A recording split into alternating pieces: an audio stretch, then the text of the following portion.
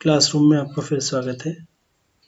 ये आपको एक असाइनमेंट मिला था 4 to 8 तक। अब इनके हम आंसर डिस्कस कर लेते हैं। फर्स्ट क्वेश्चन था r is equal to a comma b such that a equal to b minus 2 where b is less than 6, a and b both belonging to n।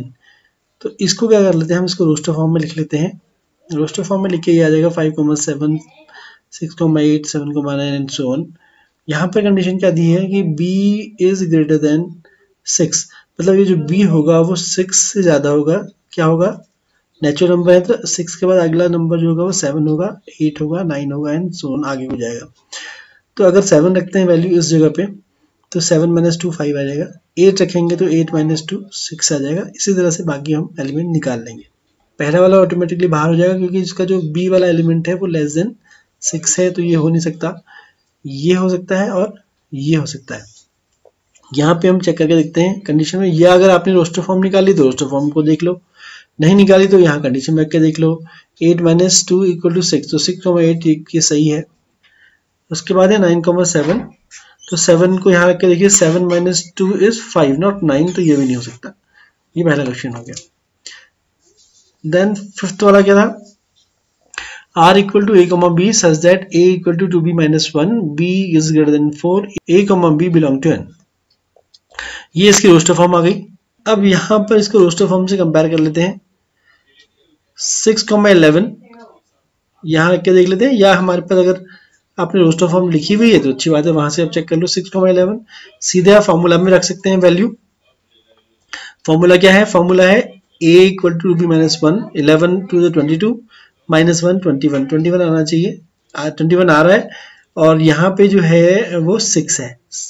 तो अगर ये होता 21,11 तो ये ट्रू होता, लेकिन ये है 6,11 तो ये फॉल्स हो गया। सेकेंड वाला 13,7 रोस्टर फॉर्म बनाइए तो वहां से चेक कर लेते हैं, नहीं बनाइए तो यहाँ फॉर्मूला में रख के चेक कर लेते हैं। 7 to the 14 - 1 13, ये करेक्ट आ गया। ऐसे थर्ड वाला है 3 to the 6 - 1, 3 to the 6 - 1 = 5, तो ये आ गया। तो ये दोनों पार्ट्स के सही हो गए। देन सिक्स्थ वाला आ गया। सिक्स्थ वाला है if P be the set of people living in Delhi and R be a relation on P defined by R is equal to A comma B such that A comma B belong to P, P lives within 5 km of B, then determine whether R is transitive। साफ लग रहा है कि transitive नहीं होगा। इसको example समझ लेते हैं। Let us assume that A, B, C live in a straight line। ये A हो गया, ये B है और यहाँ पे रहता है C। ये 5 किलोमीटर है, ये डिस्टेंस और ये डिस्टेंस भी 5 किलोमीटर है। The distance between A and B is 5। इसका मतलब है कि A comma B belongs to R और the distance between B and C is also 5। तो इसका मतलब है कि B comma C belongs to R। And आ गया। अब it does not imply A, C belongs to R, मतलब कि A और R के बीच की डिस्टेंस 5 किलोमीटर होगी क्या? ये नहीं होगी, ये 10 किलोमीटर हो जाएगी। This distance will be 10 kilometres not 5 kilometres.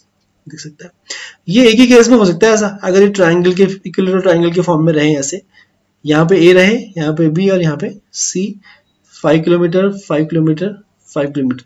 लेकिन ये पर्टिकुलर केस है, जनरल केस नहीं है। इन जनरल ऐसा होना पॉसिबल नहीं है, तो ये ट्रांजिटिव नहीं है। दिस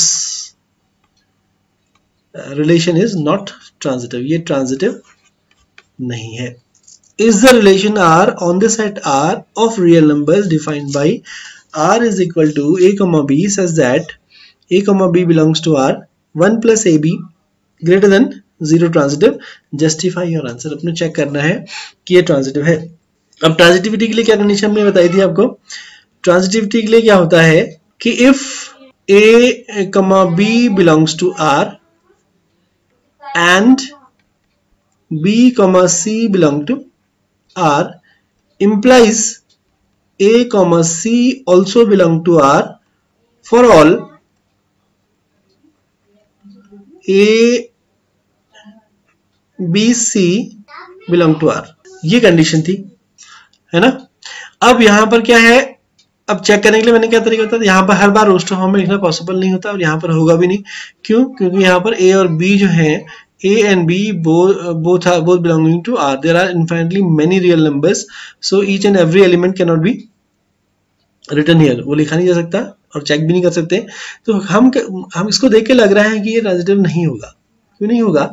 अगर हम इसको रखते हैं, मान लेते हैं दोनों ट्रू हैं, let us assume both are true. If नहीं करते हैं इसको, मान लेते हैं लेट दोनों ट्रू हैं। फिलहाल के लिए इसको अपने एक साइड में ठंडे बस्ते में रखते हैं, इसको साइड में रख लेते हैं। पहले वाले से क्या फॉलो होगा? पहले वाले से होगा 1 plus A B is greater than 0, और दूसरे वाले से क्या फॉलो होगा? दूसरे वाले से होगा 1 plus B C is greater than 0। उसके बाद मैंने क्या बताया था कि आप क्या करेंगे, इसमें से जो कॉमन है, कौन कौन है कॉमन? बी जो है उसको एलिमिनेट कर लेते हैं। अब क्या इसमें से बी एलिमिनेट करना पॉसिबल है? आप कहोगे जी सब्ट्रैक्ट कर लेते हैं, A B minus B C is greater than और इक्वल टू 0 आ जाएगा। बी कॉमन ले लिया, A minus C greater than 0 आ जाएगा। अब इसकी वैलिडिटी को चेक करते हैं। देखिए क्या ऐसा कर सकते हैं, सब हमारे पास एक एग्जांपल ले लो, 3 is greater than equal to 0, 4 is greater than और इक्वल टू 0। अगर सब्ट्रैक्ट करेंगे इनको, क्या आ जाएगा? -1 इज ग्रेटर देन 0। क्या ट्रू आ रहा है? हमने फर्स्ट वाले में से सेकंड को सब्ट्रैक्ट किया, -1 ग्रेटर देन 0, ट्रू आ रहा है? नहीं। तो जरूरी नहीं है कि ये कंडीशन हमारी ट्रू हो। तो बी को एलिमिनेट करना वैसे भी पॉसिबल नहीं होता। ये B equal to 0 upon A minus C हो जाता, तो वैसे भी ये 0 ही आ जाता। बी को फाइंड करना पॉसिबल नहीं होता यहाँ पे। तो इस तरह से इसको फाइंड नहीं किया जा सकता है, हम इसको फाइंड नहीं कर सकते। तो क्या करेंगे, इसके लिए हमें कोई काउंटर एग्जाम्पल ढूंढना पड़ेगा। हमको कोई एग्जाम्पल ढूंढना पड़ेगा जो ये प्रूफ कर दे कि ये फॉल्स है। क्या है कंडीशन? कंडीशन है कि A1 plus AB is greater than equal to 0, where AB belong to real number, set of real number. ये है, this is the given condition, ये गिवन कंडीशन है। अब हमको क्या करना, देख के लग रहा है कि ये ट्रांजिटिव नहीं है और हमने इसको ट्रांजिटिव प्रूव करने की कोशिश की। We were not able to eliminate B. तो कोई ना कोई ऐसा एग्जांपल होना चाहिए जो ये प्रूव कर दे कि ये गलत है। काउंटर एग्जांपल मेथड कहते हैं इसको। तो देखो एग्जांपल कितना बढ़िया सा एग्जांपल है, 2,5 बिलोंग टू आर आ गया। कैसे आ गया? क्यों? 1 plus 2 into half is greater than equal to 0 आएगा। 1 प्लस 1 2 आ जाएगा, ट्रू आ गया। अच्छा दूसरा 1/2 comma -2 belonging to R as 1 plus 1/2 into -2 is greater than equal to 0। 0 आ जाएगा, ये 1 हो जाएगा, ये -1 हो जाएगा, कंडीशन सेटिस्फाई होगी। इसका मतलब ये हुआ कि 2,5 belonging to R and half -2 belong to R. अब इससे ये फॉलो नहीं हो रहा है कि 2, -2 आर को बिलोंग करते हैं। क्यों नहीं हो रहा है?